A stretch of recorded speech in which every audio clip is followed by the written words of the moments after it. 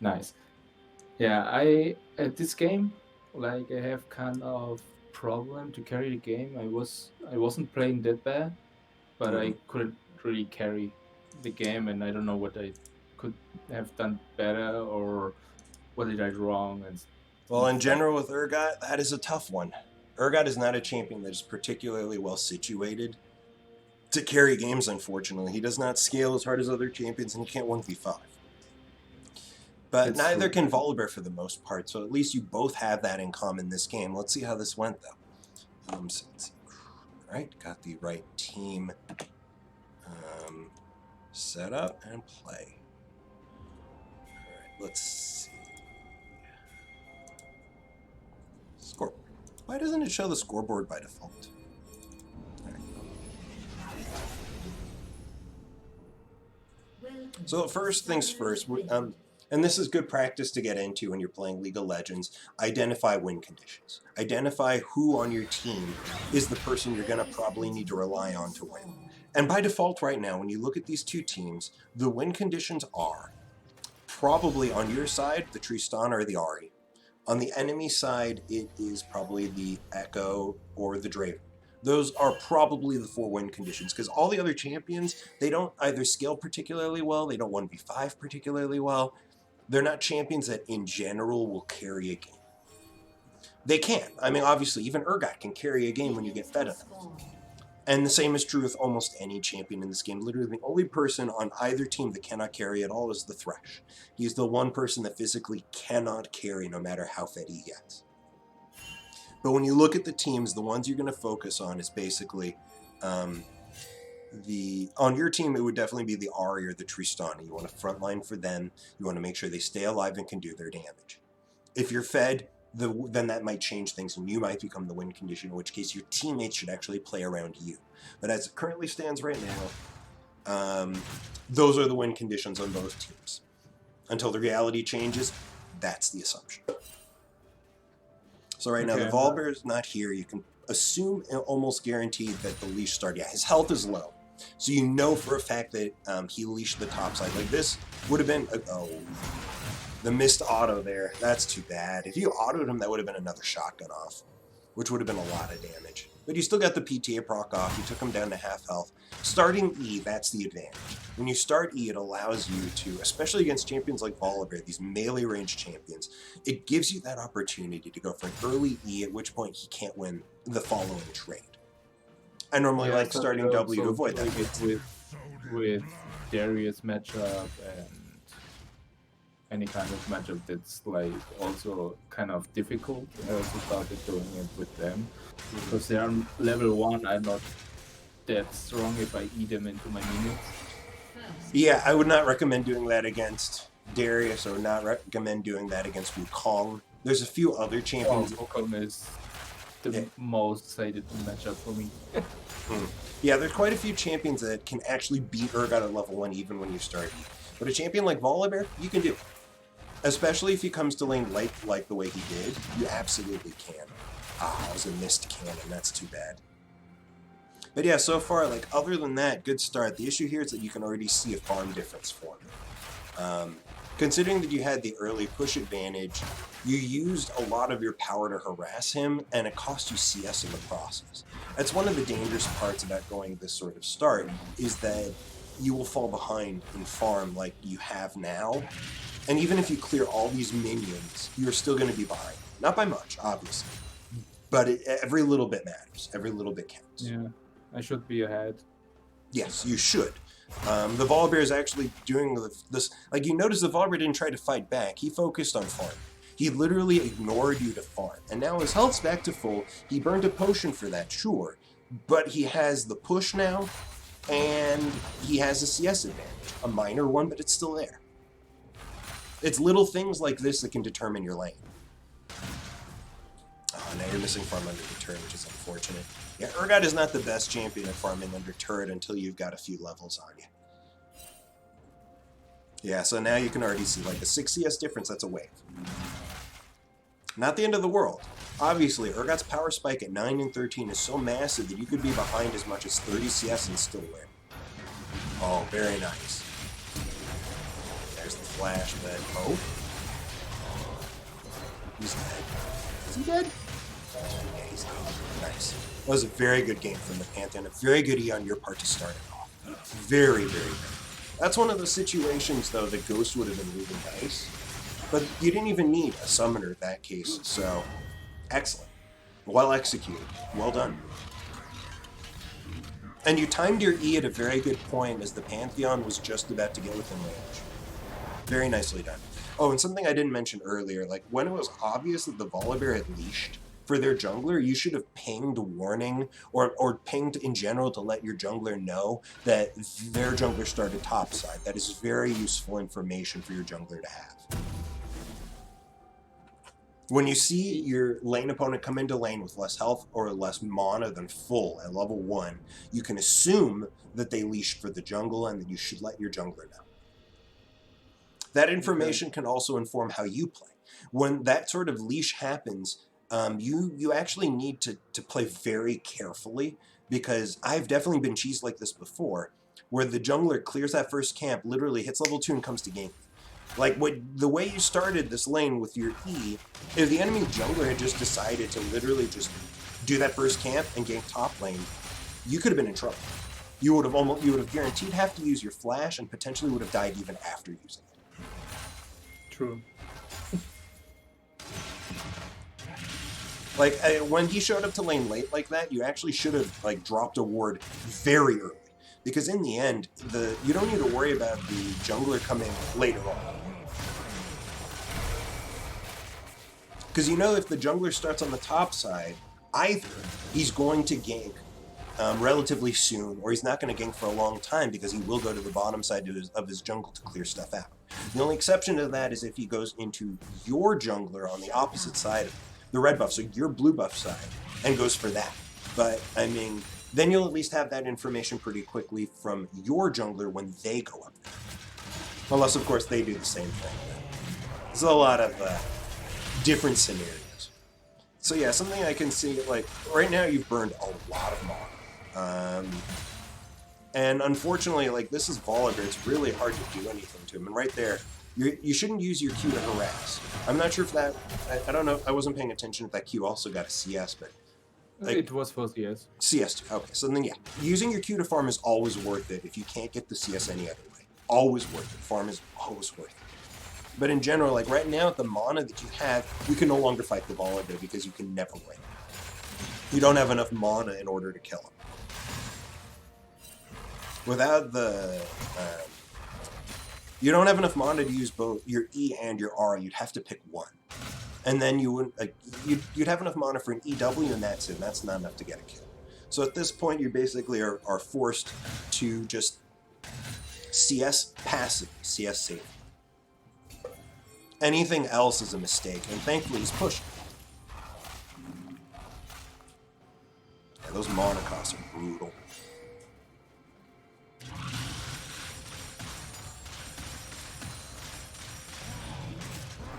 And you can also notice the difference in how this Volibear is playing compared to the last one. The last Volibear we saw, he was just throwing his W around constantly. This Volibear is playing a lot more cautiously. He's playing intelligently. He's also playing much more defensively. He doesn't have vision, I guess, of the Pantheon, so he's sticking back. Now he has vision of the Pantheon. He should shove.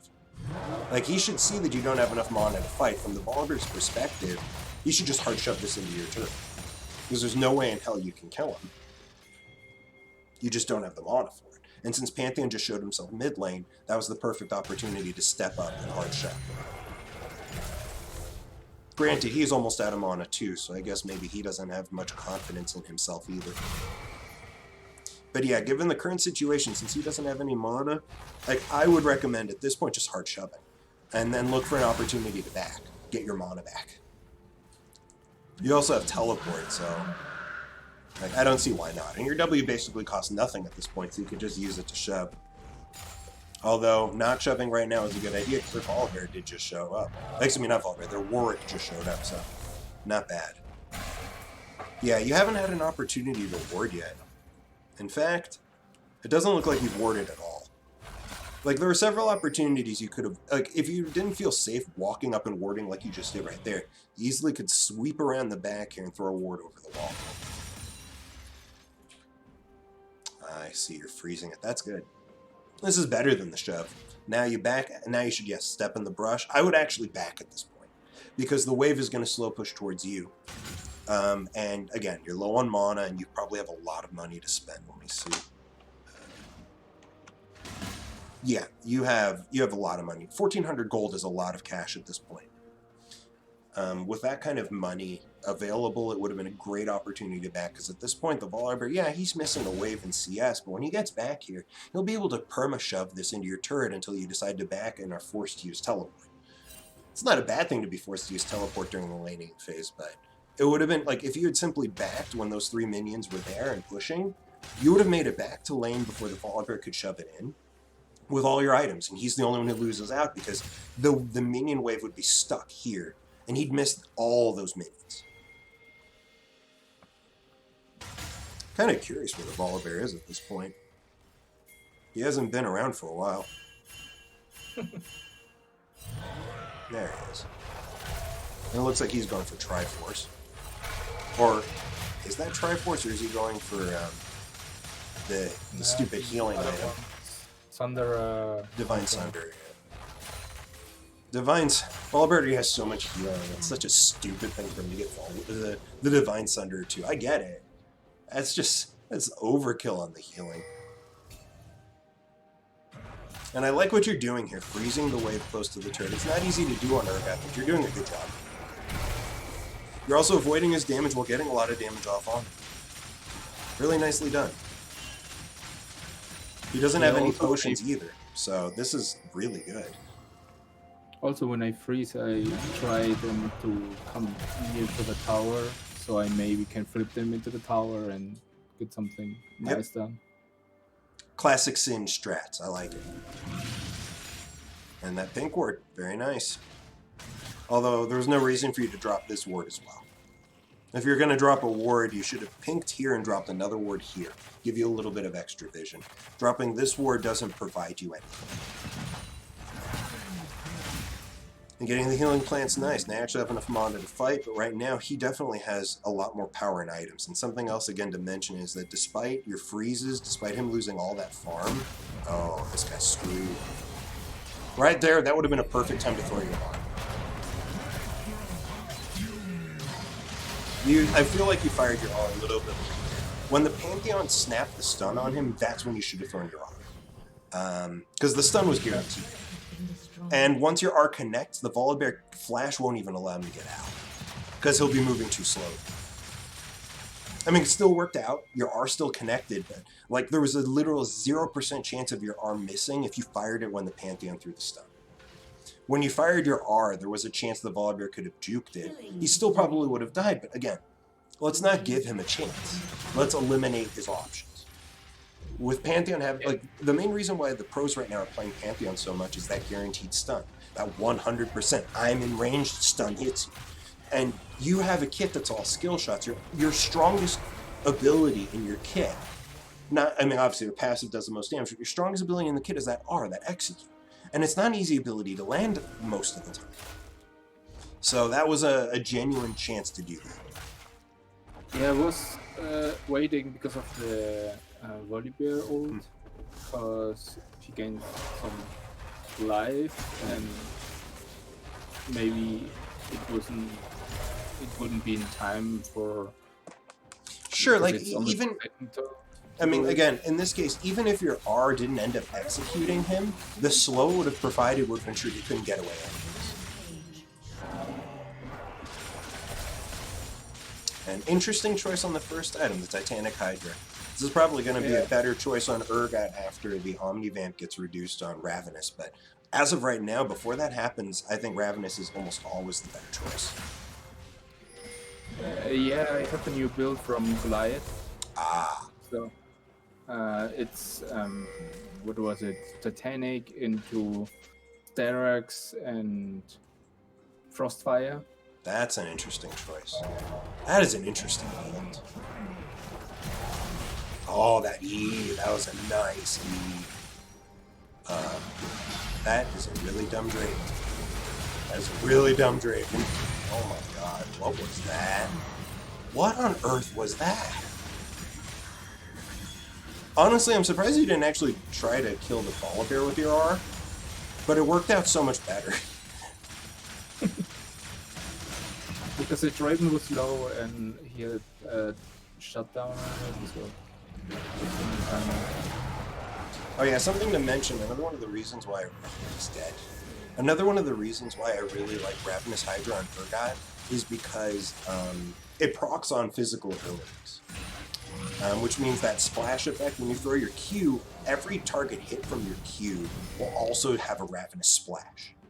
Any target hit by your E will also have a Ravenous Splash. Every target hit from your passive will have a Ravenous Splash. So it's one of the reasons why I like Ravenous, but I get this build. Because this build, specifically from what you just described, will make you insanely durable and also have a lot of damage.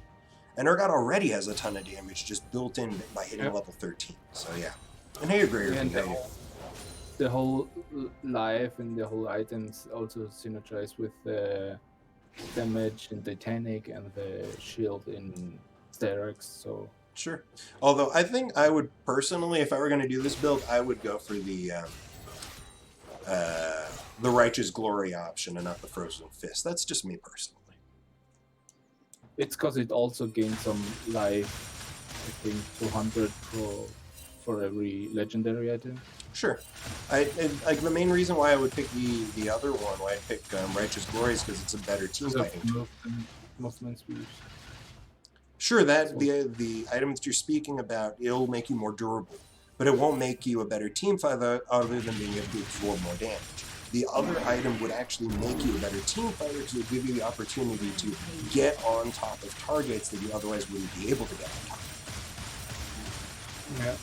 But again, I mean, I haven't tried the build that you're talking about, so I don't know. Could be that what you're doing is better. I really don't know. So right now, it feels pretty good because I have always the problem when I'm doing some damage that I just die too fast and I can get all my. Oh my God, this Draven. He's dead. Oh my God. Jesus Christ, you were so fed.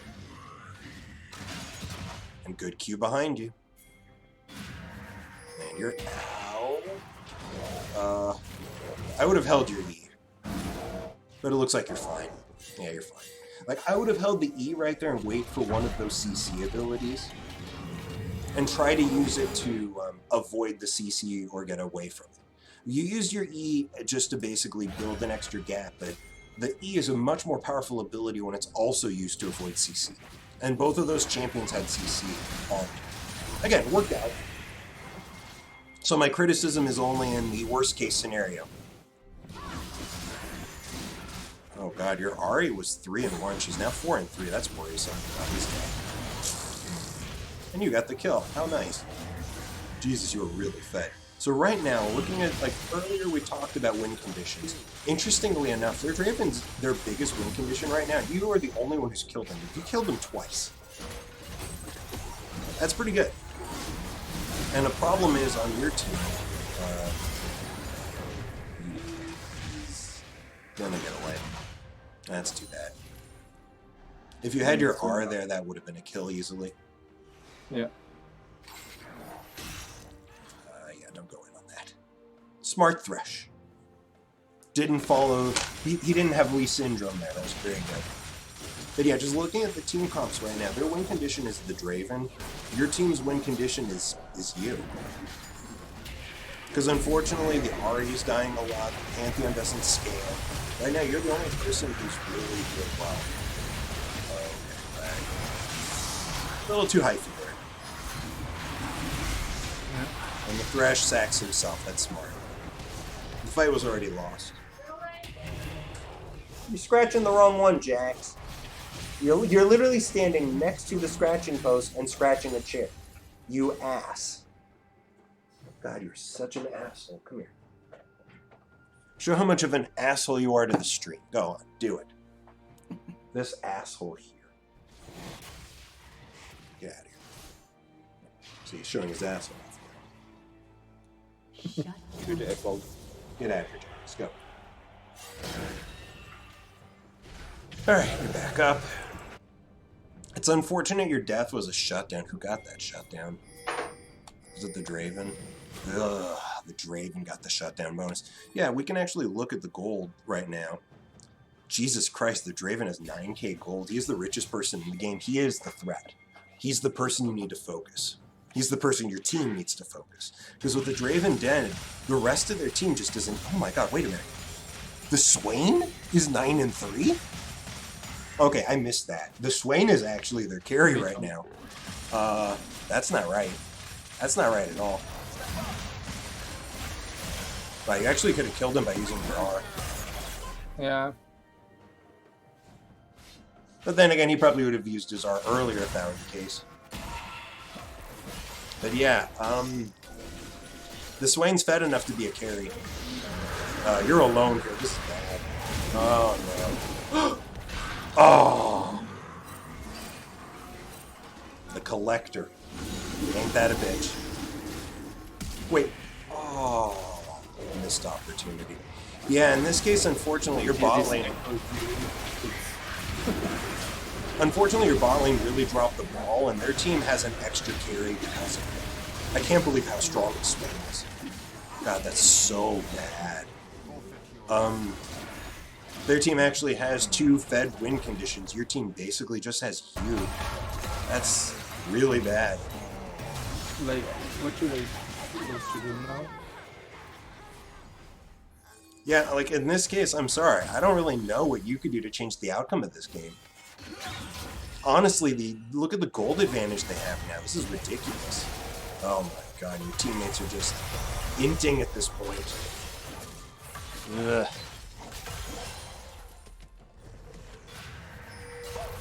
I mean, what happened over here, your death here was easily preventable. The dragon was gone. There was literally no point to walking up It was stupid. and contesting it. At that point, you should have just backed away because there was nothing you could do to change it. And right now, you are the strongest person on your team.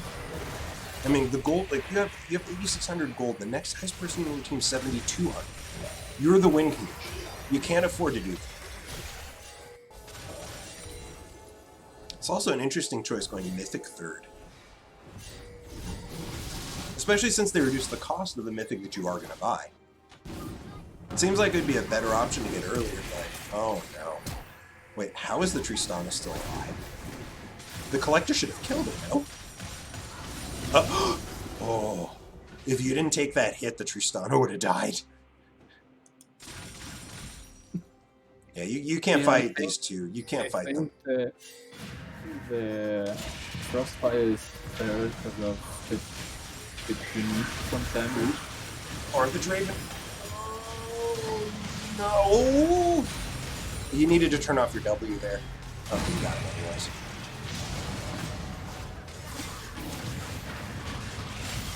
Nicely done. Like, right there, like, I feel like if you fired your R at the Draven earlier, it would have been an easier kill.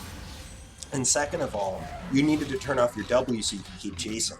Because your W does slow you down when you are moving, so that would have been my suggestion there. But it still worked out. You still got 2 kills again. Like, my criticisms here are micro criticisms. They are things that literally don't affect what's happening right now, but in a future game they could. Yeah. These little things can make differences. Micro criticism, that's a weird thing to say.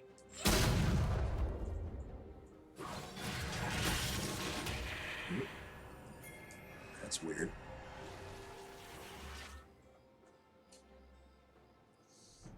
I wonder if they have vision in this area. What you're doing right now seems really dangerous because of that, but I mean, with the Swain using his W, I guess not. Oh.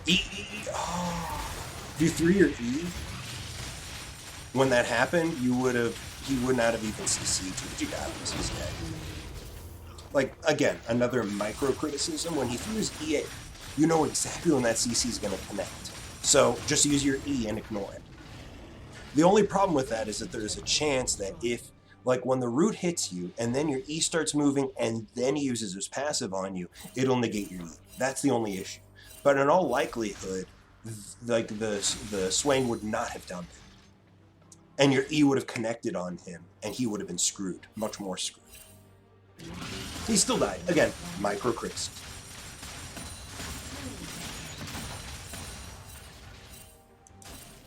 hell's going on up here? What is their work doing?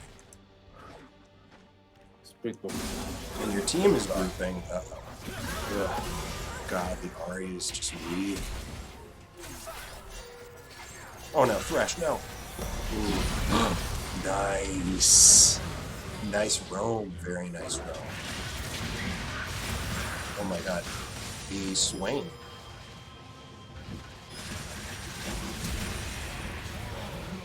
Volibear wants a PC, but you're fine. No, oh wait, are you fine? Yes, you are, the Thresh Lantern. Oh. How nice to have a friend like Thresh on your team. True. I mean, again, overall, the way you're playing is fine, and the issue really is in your teammates. That fucking bot lane, man, is terrifying. Look at that gold advantage. Their bot lane, 22k gold. Excuse me, 22.5k gold. Your bot lane, 13.5k. That's a 9k gold difference. Your bot lane is 9k gold behind their bot lane. God, it's games like this that made me quit League, seriously. Being in a situation where I'm fed as fuck, but my allies are doing so badly, there's almost no way to win. Because that's the thing, when they finally do group properly, you're not going to be able to be nearly as impactful as the Draven or the Swain, because these champions are better team fighters, and they're more fed than you. Actually, they're not more fed than you. You got shutdowns on the Swain, so I guess not. But yeah, again, unfortunately, you got nobody on your team that's anywhere near as good as you. And as good as Urgot is as a team fighter, he needs strong allies, which you don't have. That's it. Volibear, what the hell? What is he doing?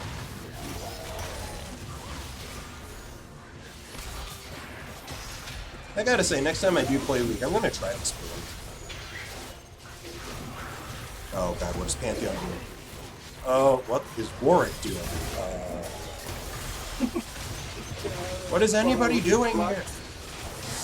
I feel like you should have used your E on the Draven. Oh, that was a late flash. That's too bad. I feel like you should have used your R on the Draven, not the Echo. The Draven was low. If you threw your R at him, flashed on him, he's dead. He's just dead.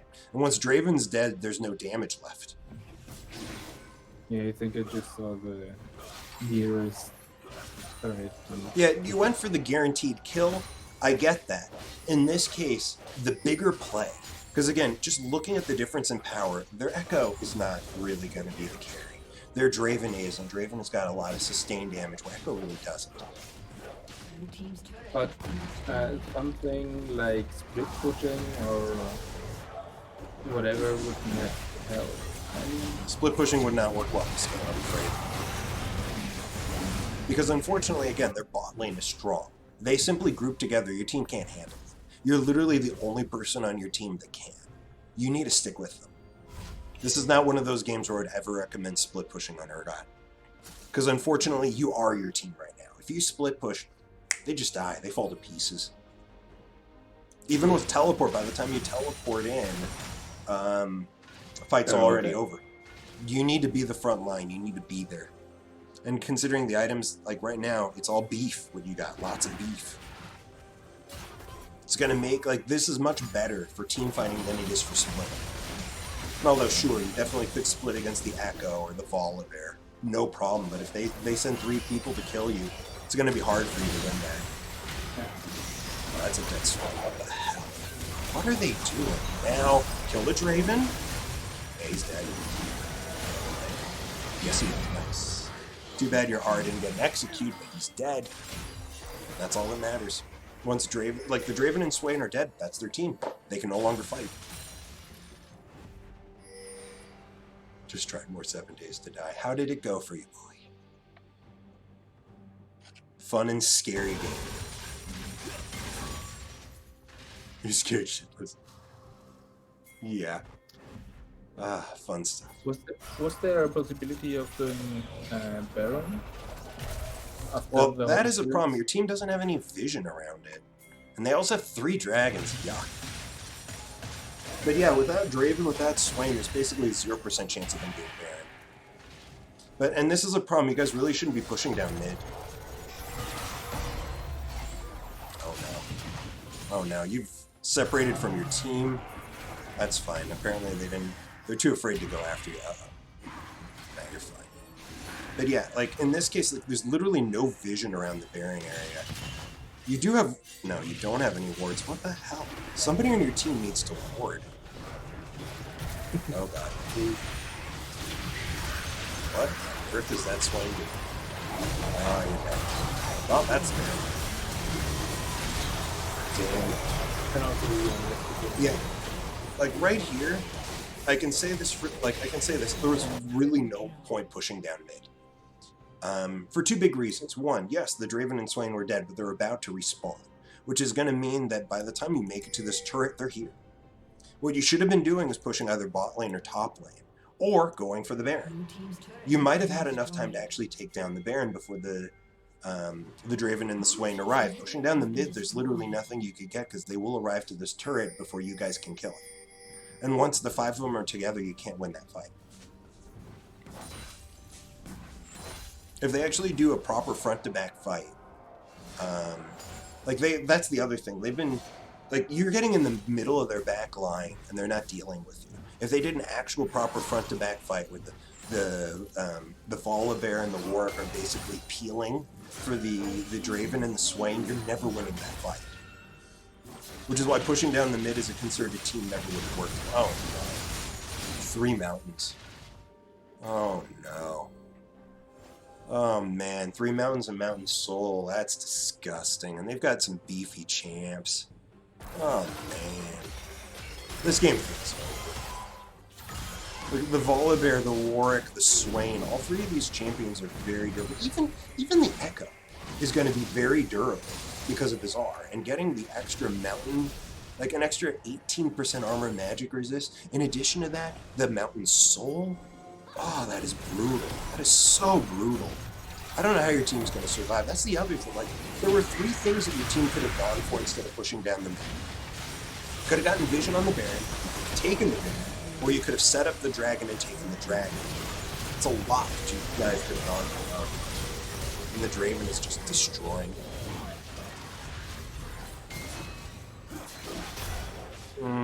Yeah, you're gonna die anyways. You should have just gone for the Draven there, because you were gonna die anyways. Are you gonna die? Yeah, I'm gonna die. Yeah. Oh, unfortunately, your E connected when his R had him immune to CC. That's too bad. If you had delayed your E like a quarter of a second later, your E flip would have connected and potentially allowed you to turn it. Probably not, though. Yeah. Probably not. But Yeah, again, this game, unfortunately, was completely out of your hands because the bot lane is just, look at that, 17k gold on the Draven. As rich as you are, you're not as rich as him, and there's only so much you can do compared to a Fed Draven. And your team wasn't focusing him in fights either, which is a frustrating thing. Though you also weren't focusing him. I feel like there was 2 or 3 fights where you could have focused the Draven and potentially killed him. Because they're like, that's the other thing that was happening there. The enemy team was not playing as a cohesive unit. They were not grouping and fighting properly. Like that's something that was happening throughout the game, is that they weren't together. And it meant chaotic fights. And if the Draven's basically on his own, just throwing axes and nobody's fending for him, nobody's peeling for him, he's your target. He's the one you can kill. That's what you should have focused. So yeah. All right, that's any other questions while I got you on the line? Right now, I don't really know. I just want to know how can I, like you said, like the micro criticism, like I need some more of that to, like, yeah, like to get everything better done. Yeah, like most of the Something criticisms like I I had turn were off the W like and all. Sometimes I just forget. But yeah, like most of the criticisms I had that game were small mistakes you made that literally didn't impact anything. The biggest criticism I had was really at the end there when you were pushing down the mid, and a couple of times where you didn't focus the Draven when you could have. There was like literally you needed to be laser focused on Draven because he was the big win condition. And no, I'm not on L9. And the person I was coaching again for earlier wasn't either. I assume. But yeah, like the two major criticisms, the things that potentially could have allowed you to turn the game was, again, there were 2 or 3 fights that game where the Draven was within range of you and you were focusing other targets. He was clearly the biggest menace on their team. That's who you should have focused. The other major criticism I had was that you were pushing down the mid when there was literally nothing for you to get there. There's a 4th dragon coming up that will give them soul. There's Baron that's up and available while 2 of them are dead. Those are 2 objectives that you could have gone for, and if you went for it, your team needs to follow because you're the most fed person. You're the strongest person by far. That change, had you gotten that dragon, potentially would have given your team another 4 or 5 minutes to keep powering up. Because, I mean, seriously, the mountain dragon soul on that team was disgusting. Was like every champion on their team could use it, and there were 3 that could abuse it. And that's going to make things so much harder. Had you guys taken that dragon, it would have been great. And in your case specifically, like a mountain soul for you would have been night and day in power because you were going this beefy build. It would have made it so much harder for them to kill you. And same thing with the Baron. The Baron would have given you guys the ability to push for objectives even though their team was clearly stronger. It would have given you guys the abilities to group as 5, shove down turrets, and they wouldn't really be able to do too much about it. But Yeah, those the are only the... thing about the Baron was that I had no trust in Pantheon winning the Smite War. Smite. Which is why you could bait it. Like, that's the other thing. Like, when 2 of them are dead, and in this case, the 2 most fed people on the enemy team were dead, going for the Baron doesn't mean necessarily killing it. What it means is forcing the enemy team to take a risky decision to try to defend it. And then if you pick up, like, if the enemy jungler decides to go in, the Warwick, if he decides to go in to try and get it, you stop your DPS, you turn on the Warwick, and you kill him. Or, and this is one of those things where Righteous Glory would have been really nice, if they tried to walk up, you have the area warded up, they try to walk up, you turn on Righteous Glory, you immediately run at the nearest person, and you kill them. They're not going to be able to get away. True. And in that case, it would then create this, again, your advantage would just grow. It wouldn't just be that the Draven and Swain are gone, but now another person or another 2 people are gone. And even if the Draven and Swain show up at that point, it's too late. They can't win the fight. Like, you don't necessarily need to go for the Baron. Threatening it is enough to potentially get more kills. If they just let you guys have the Baron, even better. Like, if they were smart, like, they would potentially send just the Warwick to try and secure it, because they're not going to be able to contest your fight. And if they do that, then it all boils down to, again, trusting your team to stop DPS and focus the Warwick, or to trust in your Pantheon to get the Smite. I can understand that being problematic, but I think it was your best chance, was either going for the Dragon or going for the Baron, while the 2 main carries on the enemy team were dead. But even then, the odds of winning that game were low because of just how strong their bot lane was. Their support, their fucking Swain support was stronger than anyone else on your team. That's bad. That's really, really bad. And the Draven was a mile ahead of anyone on your team, and he was ahead of you too. And it's hard to make up for that sort of difference in power. The only way you can really do that is by just trying to delay the game. Try to make it so that your Tristan has a chance to catch up. Make it so your Ahri has a chance to catch up. And going for the Dragon would delay the game. Going for the Baron would delay the game. Buy time. Because again, Urgot, there's only so much he can do. And as the game drags on, he becomes weaker. But your allies, different story. Your Ahri can scale up. She lands the charm on the Draven, he'll just die. Your Tristana, she scales up extremely well. There's a lot that a Tristana, once she finally does get fed, there's a lot for her to do. She scales harder than Draven. It was so bad. Yeah, I know. That's the unfortunate problem, is that it looks like your bot lane truly was, unredeemable that game. They were too far behind. So, yeah. Thresh wasn't maybe the problem, because he was playing kind of okay.